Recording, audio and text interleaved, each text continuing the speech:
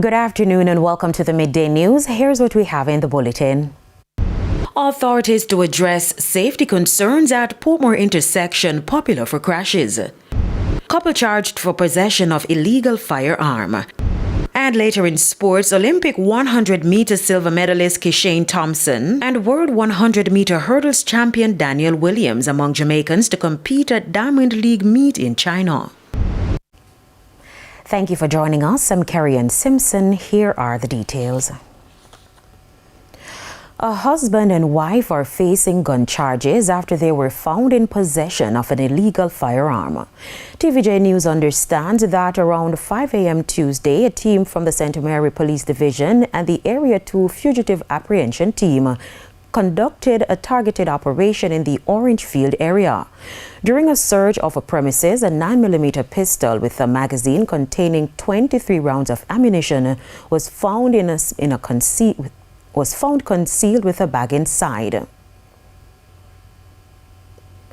Multiple fatal crashes at a Portmore St. Catherine intersection have raised safety concerns, but authorities say plans are underway to address the issues. Shimela Pullen reports. For years, residents of Portmore have raised concerns about the Augusta Drive and Southern Parade intersection, which has been the scene of numerous traffic accidents, some fatal. The lack of a stoplight at this busy junction has been cited as a major contributing factor. Commuters, young and old, have also expressed fear for their safety. In response, Portmore Mayor Leon Thomas announced plans to address the ongoing issue. However, West Indies home contractors have come up with approximately $20 million to give to the National Work Agency for the traffic signal to be erected. I am happy to report that the work has started, the contract was signed, and the work has started. The infrastructure work started now. You will be seeing the traffic signal lights in the next, say, a month time. All of that should be done. To further ease traffic flow and enhance safety, the Portmore Municipal Corporation is also proposing the additional of 2 skip lanes at the intersection. These lanes are expected to reduce congestion. The volume of traffic, when the light should say, when you're approaching the light and it give you the red light, what will happen that the filter lane, that if you are going to turn on Augusta Drive, you don't have to wait in the line. And if you are coming from Waterford and you want to turn to go to the Art Academy, then also that will be another slip lane. So you're not going to have that situation there. And the Portmore Municipal Council are going to continue the sidewalk from Southern Parade down to Waterford traffic light. Beyond the intersection itself, road improvement projects are also being considered for the surrounding area. That leading from George Lee Boulevard onto Augusta Drive and also Southern Parade. That will come in phase 2 of the plan. And also, we are also having discussion with the National Work Agency putting the camera system, the Jamaica Eye system, because you know that former Senior Superintendent SSP Phillips have asked that we pay some attention in putting cameras across the municipality. Shimela Pullen, TVJ News. The St. Catherine South Police are investigating the death of a Wisynco employee who was mowed down while crossing the road on Tuesday. Dead is 60-year-old Donovan Booth of a Fairfield address in Spanish Town, St. Catherine. TVJ News understands that sometime around 8:30 a.m., Mr. Booth was attempting to cross the Lakespen Main Road when he was hit by a trailer truck. He was taken to the Spanish Town Hospital, where he later died from injuries sustained. As of April 25, 119 people have died in crashes across Jamaica. The Chief Forensic Science Officer testified in the Westmoreland Circuit Court on Wednesday that blood was detected on the clothing of the inmates that shared cell with Mario Deane on the day he was beaten. Kimberly Petty has been covering the trial and now reports. The woman, who is the prosecution's 12th witness, told the court that when she opened one of the brown paper bags, it contained one pair of old, soiled, multicolored print shorts. Following analysis, she said it was later revealed that blood was present in the form of brown stains on the front and back with serosanguinous stains. She noted that this could mean the clothing was washed or came in contact with liquid. The witness testified that she analyzed a soiled green shorts, which also had human blood on the front and back. Of the 8 items of clothing from the inmates, she said only 2 did not have blood. She then told the court both of the swabs she received of the drain outside of cell number 4, where Deane was beaten, and the passageway tested positive for human blood. She revealed that the swabs taken from the wall outside cell number 4 and the bedpost also tested positive for human blood. Blood was also detected from clippings from Maria Deane's fingernails. However, they were unable to determine if it was human blood. No blood was detected on his shoes. When the witness began giving evidence about the blue denim shorts the deceased was allegedly wearing when he was beaten, Justice Midday interrupted, asking the prosecution, quote, "Is that the item marked A for identity? It has not been moved to an exhibit, therefore the court will not take any evidence from the witness," unquote. This was the second time today Justice Day was rejecting the admission of the trousers into evidence. Earlier, when Mullings's colleague resumed her evidence-in-chief, she positively identified the trousers was in. However, when the prosecution began leading evidence about the contents of the bag, Justice Day intervened, quote, "The content is referring to an item which we said was marked for identity. We cannot go any further with the witness," unquote. The prosecution sought to get clarity, but Justice Day stressed that the witness cannot see the jeans. Quote, "I will not permit her to go any further," he pressed. The witness was then asked to withdraw from the platform. This is the prosecution's 4th attempt at getting the pants admitted into evidence. All failed. The prosecution then called its 13th witness, a senior forensic officer, who told the court she was tasked with conducting DNA analysis on the exhibits in the case. She will lead further evidence about the results of the DNA findings when court resumes tomorrow. Hal Shane Burke, TVJ News. Councillor for the Old Harbour South Division, Dr. Kurt Wall, is again accusing Member of Parliament for Southwest St. Catherine Everett Warmington of hijacking the Spark program in the constituency. Speaking at the recent meeting of the St. Catherine Chamber of Commerce, Dr. Wall disclosed that he was never invited to the Constituency Development Fund meeting and that none of the roads recommended for rehabilitation from his division have been fixed. I called him again and I said, "How is it that you did not invite me to the consultation and then you have not included any rules from my division on the list?" He said that he did not fix any roads in my division because he had fixed them previously.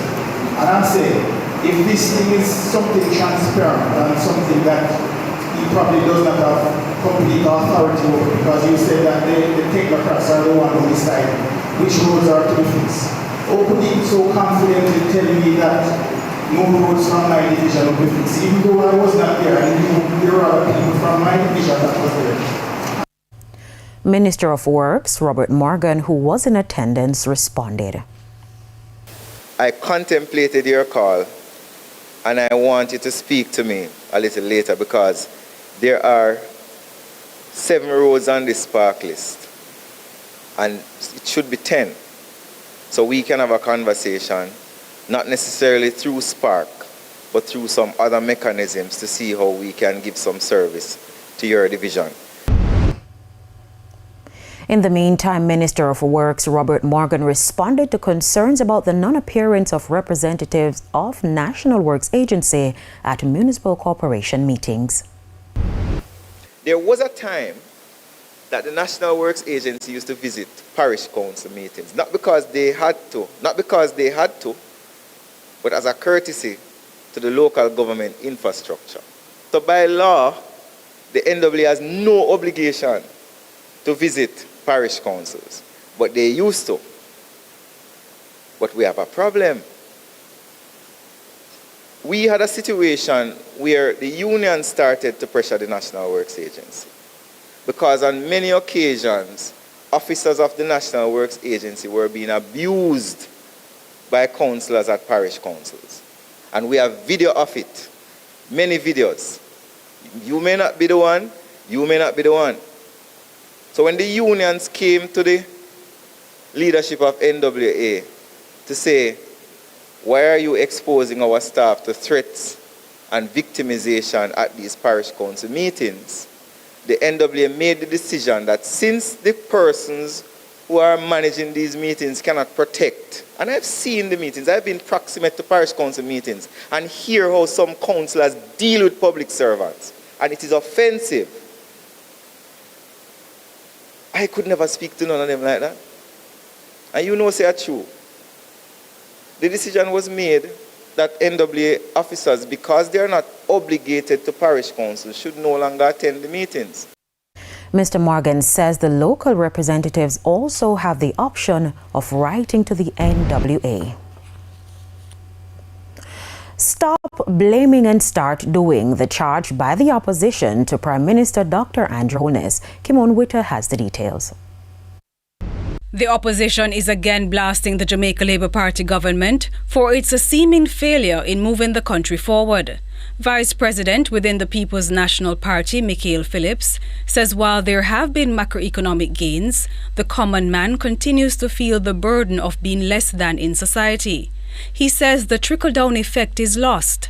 He says countless promises by Prime Minister Dr. Andrew Holness are left to be seen, such as the citizens being able to sleep with their windows and doors open and better road conditions. Prime Minister, if after 9 years and you have not been able to deliver, if you got another 5, you're still not going to deliver because your heart is not in the right place for the people of Jamaica.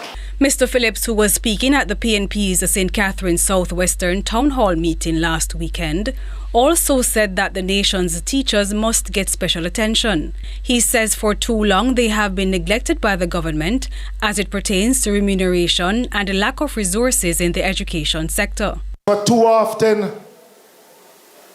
we expect the teachers to deliver when the teachers are also suffering out there under our education system that is not complementary for them. He also chastised the government for the bureaucratic process or red tape in conducting business in Jamaica. However, that has been an issue across successive PNP and JLP administrations. It's why Mr. Phillips believes the time is ripe for the elections to be called. And people keep asking, why doesn't he call it? Well, if he thought that he could win, he would have called it. And because he realized that him not going to win, he's trying to delay it. But them say when fire there must steal, them think a cool breeze. Time has come. Kimon Witter reporting for TVJ News. And it's time for a break. Stay with us. More stories when we return.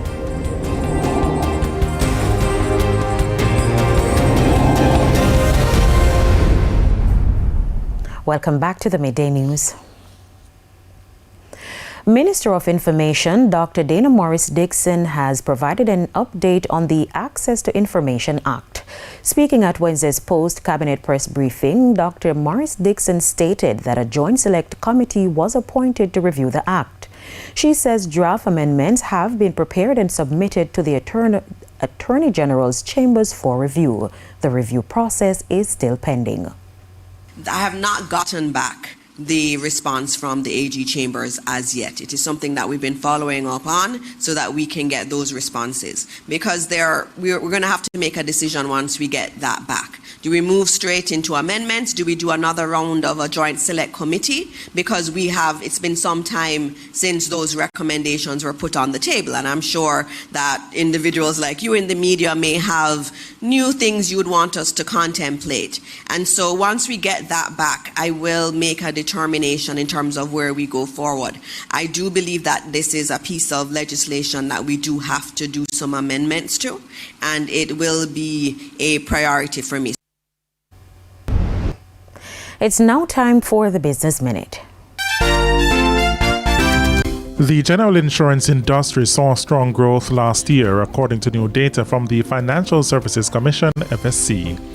Revenues for the sector jumped by 19%, reaching $87 billion. Total assets also rose, hitting $102 billion, and of that tied up in investments.